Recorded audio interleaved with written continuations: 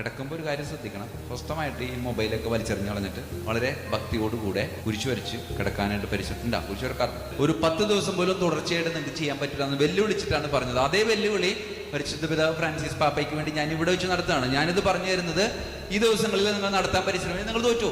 വേറെ ഒന്നുമില്ല.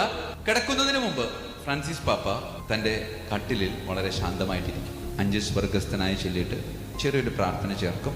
കർത്താവെ, അങ്ങേക്ക് മനസ്സുണ്ടെങ്കിൽ എന്നെ ശുദ്ധനാക്കാൻ കഴിയും. അപ്പോൾ ഫ്രാൻസിസ് പാപ്പ 5 സ്വർഗസ്ഥനായി ചൊല്ലിയതിനു ശേഷം ഫ്രാൻസിസ് പാപ്പ കർത്താവെ, അങ്ങേക്ക് മനസ്സുണ്ടെങ്കിൽ എന്നെ ശുദ്ധനാക്കാൻ കഴിയും എന്ന് പറഞ്ഞുകൊണ്ട് കിടന്നുറങ്ങാം. ഈ 5 സ്വർഗസ്ഥനായി ചെല്ലുന്നത് എന്തിനു വേണ്ടിയിട്ടാണെന്ന് അറിയാമോ? കർത്താവിൻ്റെ 5 തിരുമുറിവുകളെ ഓർത്തുകൊണ്ടാണ്. എന്നിട്ട് കിടക്കുമ്പോൾ പാപ്പ പറയും, ഞാൻ കുരിശിന്റെ മറുപുറത്ത് ഇങ്ങനെ കിടക്കുന്നത് പോലെ എനിക്ക് തോന്നും. പിറ്റേ ദിവസം ഞാൻ എഴുന്നേക്കുന്നത് ഉദ്ധാനം ചെയ്ത ക്രിസ്തുവിനെ പോലെ ഭയങ്കര ഫ്രഷ് ആയിരിക്കും. കുരിശ് രൂപത്തെ മനസ്സിൽ ഓർത്തിട്ട് ആദ്യത്തെ സ്വർഗസ്ഥനായി ചെല്ലുമ്പോൾ ഇങ്ങനെ പിടിക്കും. അപ്പോൾ ഈ കയ്യിലെ തിരുമുറിവ്. രണ്ടാമത്തത് പ്രാർത്ഥിക്കുമ്പോൾ ഇങ്ങനെ പിടിക്കും.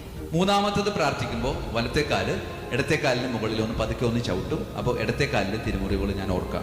അതിനുശേഷം നേരെ തിരിച്ച് ചവിട്ടും. അപ്പോൾ വലത്തെ കാലിലെ തിരുമുറിവ് ഓർക്കും. 5ാമത്തത് ചെല്ലുമ്പോൾ ഇങ്ങനെ പിടിച്ചിട്ട് 5ാമത്തെ സ്വർഗസ്ഥനായി ചെല്ലും. എന്നിട്ട് കർത്താവെ, അങ്ങേക്ക് മനസ്സുണ്ടെങ്കിൽ എന്നെ ശുദ്ധനാക്കാൻ കഴിയണമെന്ന് കിടന്നുറങ്ങും. നാളെ പിറ്റേ ദിവസം എഴുന്നേൽക്കുമ്പോൾ നല്ല ഫ്രഷായി. പ്രിയമുള്ളവരെ, പാലിക്കുക.